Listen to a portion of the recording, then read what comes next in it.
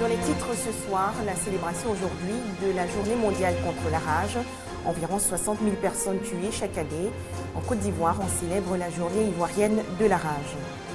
L'occupation anarchique des trottoirs et voies publiques, un phénomène qui prend de l'ampleur dans le district d'Abidjan.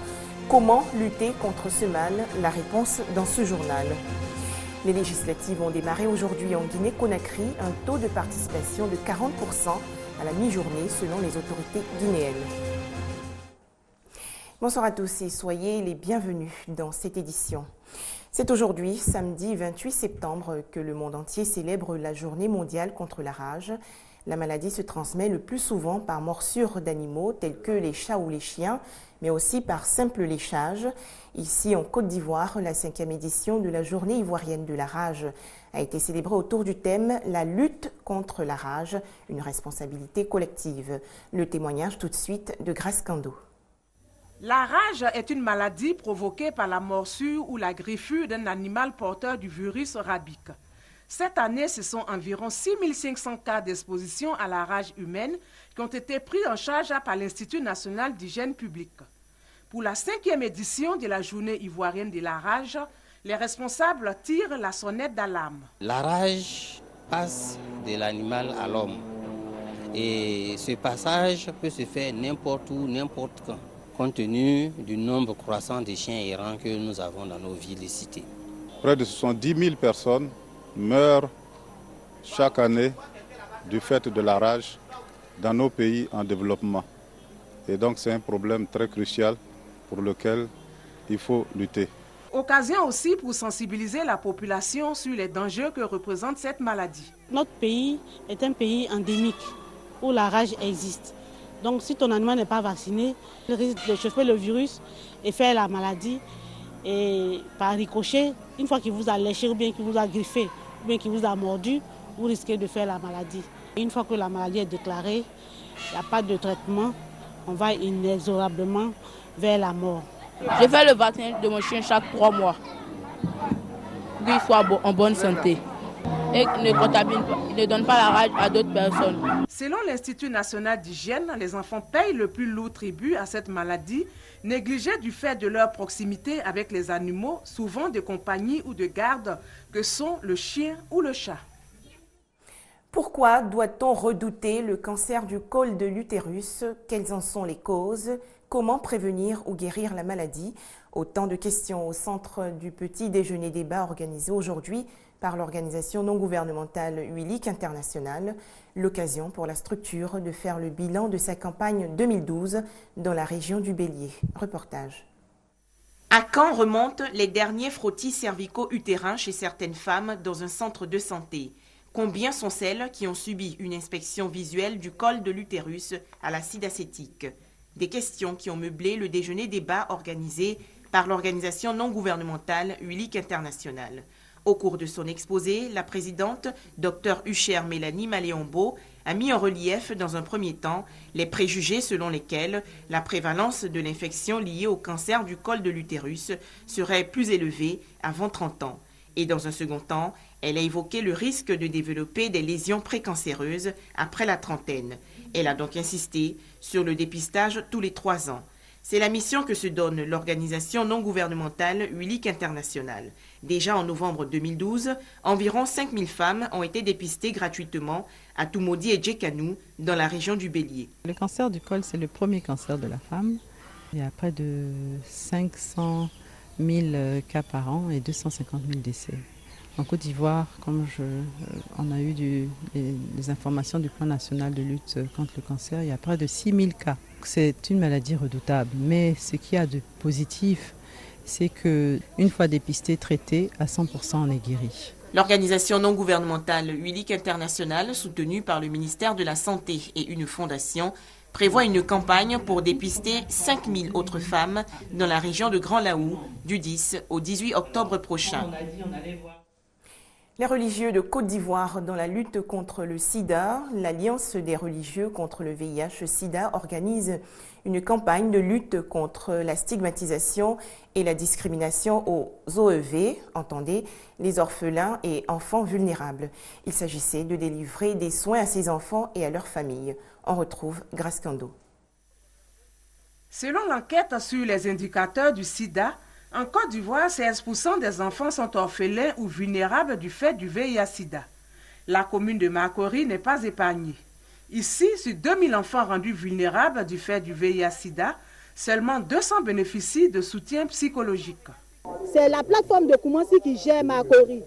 Donc, pour ne pas que les enfants puissent être perdus de vue, nous voudrons qu'une plateforme soit instaurée au sein de Makori pour prendre en charge les OEV de la commune. Au regard de cette situation, l'Alliance des religieux contre le VIH-Sida et les autres pandémies décide de soutenir ces OEV à travers une campagne de compassion. Il s'agit des enfants rendus vulnérables du fait du VIH-Sida, de leur apporter, en ce début d'année scolaire, un tant soit peu de moyens pour, en tout cas, qu'ils sentent notre présence à leur côté. Et ceci, c'est un sacerdoce, c'est un engagement que Dieu nous recommande. Et on ne saurait en tout cas se soustraire à cette solidarité nationale globale, et les religieux ont leur rôle, ont leur place. Il s'agira aussi pour les leaders religieux d'impliquer les lieux de culte dans la mise en place des équipes d'action communautaire. On poursuit avec ce communiqué pour préparer la visite d'État du président de la République, Alassane Ouattara, dans les régions du Bélier et du Béquet. Le ministre de l'Intérieur et de la Sécurité, par ailleurs président du comité d'organisation des visites d'État, Ahmed Bakayoko, invite les cadres et élus des deux régions à une réunion d'information le mardi 1er octobre prochain à 18h30 à la salle des conférences du ministère des Affaires étrangères. La rentrée scolaire 2013-2014, on le sait, s'est effectuée le 16 septembre dernier. Les écoliers et élèves suivent donc assidûment les cours délivrés par les enseignants. Ces derniers sont souvent aidés dans leurs tâches par les parents d'élèves et pour mieux les orienter, une conférence organisée par une structure non gouvernementale, thème consacré « Comment réussir son année scolaire avec les parents ». On dit parfois qu'une bonne rentrée scolaire augure de bons résultats. Les élèves, tous selon le niveau et le type d'enseignement, espèrent relever autant de défis pour tenir les promesses faites aux parents. Mais pour y arriver, que de messes et de difficultés à surmonter. Ma fille me reproche que je suis très dure. Mais ce n'est pas de ma faute aussi. Parce que mon enfance a été très difficile. À l'invitation d'une association de femmes regroupées sous le label La plateforme des femmes pour gagner, ces parents d'élèves sont venus dissiper leurs inquiétudes.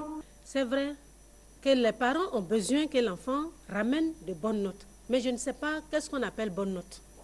Parce que 10, c'est une bonne note. 11, c'est une bonne note. Même si l'enfant ne le faisait pas, la stratégie c'est quoi? C'est de ne pas mettre trop de pression.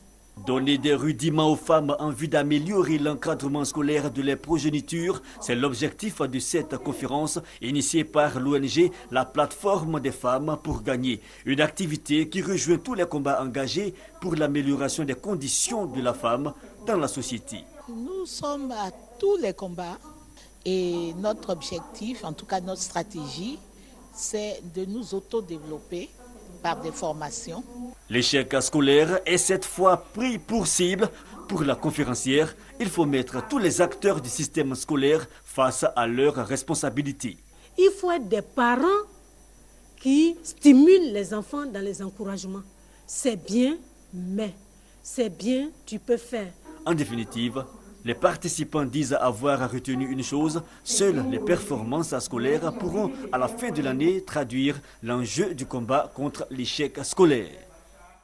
C'était un reportage de Franck Quadio. Le district d'Abidjan, vous l'avez sûrement constaté, sombre aujourd'hui dans l'anarchie, conséquence de nombreux accidents ou embouteillages. À l'origine de ce mal persistant, l'occupation abusive des voies publiques pour des activités dont le commerce. On retrouve Franck Quadio. Chaque jour, le scénario est le même. Commerçants et artisans vaquent à leurs occupations quotidiennes et les voies publiques sont le lieu d'exercice de leurs activités. Tout se déroule dans une anarchie très visible. Ces commerçants et vendeurs d'articles divers sont très souvent à l'origine d'embouteillages et autres accidents de la circulation. Certains élèves n'ont pas d'endroit où circuler. Donc ils sont obligés de se disputer la voie avec les véhicules. J'ai été victime, n'est-ce pas, d'un accident de circulation ici. Des guerpilles, ces commerçants et artisans se retrouvent à nouveau sur les trottoirs au vu et au su de tous. Chose troublante, ils disent être conscients du danger auquel ils exposent les usagers. Des fois, quand ça marche, les passants n'ont plus de la route pour passer, sont obligés de passer sur la route. Souvent sur le trottoir ici, sinon souvent sur la route, en bordure de route. Un entêtement qui dérange. À Adjamé et à Abobo, par exemple, les autorités municipales disent être conscientes du problème. Effectivement, le boulevard est saturé. Nous-mêmes, nous le reconnaissons. Notre souci, c'était que le gouvernement nous aide à dégager un peu le boulevard. C'est un phénomène qui est sous du conseil municipal qui a déjà pris des dispositions pour éviter un peu ce que nous remarquons un peu dans pratiquement toute la métier. En attendant, la situation perdure. Commerçants et artisans vaquent librement et en toute impunité à leurs activités. Un tout autre sujet à présent, les réflexions de la CEDEAO sur la redynamisation des économies de l'espace. Au menu également de cette rencontre, l'éventuelle collaboration entre la Commission des analyses politiques et économiques de l'institution et la Faculté des sciences économiques et gestion de l'Université Félix Houphouët-Boigny de Cocody. Les explications de Thomas Guessambi. Rendre fertile le terrain par la recherche et rendre en retour fertile la recherche par le terrain. Une vision de l'interaction qui mène la commission de la CEDEAO en charge des politiques macroéconomiques vers l'unité de formation et de recherche en sciences économiques et gestion de Cocody, l'UFR-SEG. Ibrahim Boubacar Ba, en conduisant l'unité d'analyse de politique économique de la commission de la CEDEAO à l'Université Félix Houphouët-Boigny d'Abidjan Cocody, attend de la recherche et de l'enseignement en matière d'économie une étroite collaboration. Déjà, cette université nous appuie dans le domaine de la recherche. Nous avons des dossiers comme le programme APE pour le développement. Nous avons le PCD. Nous voulons doter la région d'un programme communautaire de développement. Et nous pensons aussi que nous pouvons apporter quelque chose également à l'université. Le doyen de l'UFR-SEG juge la démarche de louable avant d'ajouter que les compétences ivoiriennes seront toujours mises à la disposition du développement sous-régional tant qu'elles seront sollicitées. On a les personnes ressources, on a des chercheurs, des professeurs dans plusieurs domaines d'activité dans les différents secteurs. Ils peuvent contribuer de manière significative dans l'axe CEDEAO, l'UFR des sciences économiques de l'Université Félix Houphouët-Boigny pour permettre d'assurer et réduire la pauvreté en créant des emplois. Cette rencontre jette ainsi les bases d'une collaboration pour participer à la vision d'une CEDEAO des États à une CEDEAO des peuples. Retour aux sources et aux valeurs ancestrales à présent pour parler de la culture lobi dans le nord-est de la Côte d'Ivoire. D'où viennent les lobis? Quel est leur mode de vie? Quelles sont leurs habitudes vestimentaires et culinaires? Ces questions trouvent leur réponse dans les journées culturelles lobby organisées aujourd'hui par l'association Sans les cas. Au menu, la projection d'un film documentaire et l'exposition de produits vivriers cultivés bien sûr par le peuple lobi. Le témoignage de Laetitia Manglé. Le peuple lobi ou encore les enfants de la forêt. On les retrouve au sud-ouest du Burkina Faso, au nord-ouest du Ghana. En Côte d'Ivoire, ils occupent toute la région du Bonkani, c'est-à-dire le nord-est du pays. Un peuple au riche patrimoine culturel, mais encore méconnu des Ivoiriens. Alors, pour mieux se faire connaître, un film intitulé Lobiker retrace l'histoire du peuple lobi. Il fallait faire un film documentaire pour montrer d'où on vient, qui sont les lobbies, que fait le peuple lobi ici en Côte d'Ivoire. Dans la même dynamique, des produits vivriers propres au lobi, notamment le soumara, le beurre de karité et la pâte d'arachide, ont fait l'objet d'une exposition vente. Ce qu'on veut atteindre comme objectif, c'est emmener les Ivoiriens à manger sain, parce que nous avons des matières premières que nous produisons, que nous transformons, mais les Ivoiriens ne savent pas qu'il y a des transformatrices. Les femmes lobby réunies au sein de l'association Sans les cas entendent ainsi donner de la valeur à la richesse culturelle et agricole de leur région. On a voté aujourd'hui en Guinée-Conakry pour les premières législatives depuis plus de 10 ans. Selon la Commission électorale nationale indépendante, le taux de participation à la mi-journée était de 40% dans l'ensemble du pays. Les résultats provisoires devraient être proclamés par l'institution dans les 72 heures suivant le scrutin.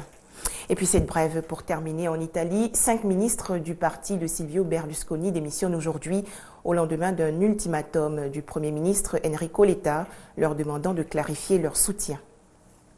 Voilà, merci à vous de toujours soutenir l'équipe de RTI2. Très bon week-end à tous et très bonne suite des programmes.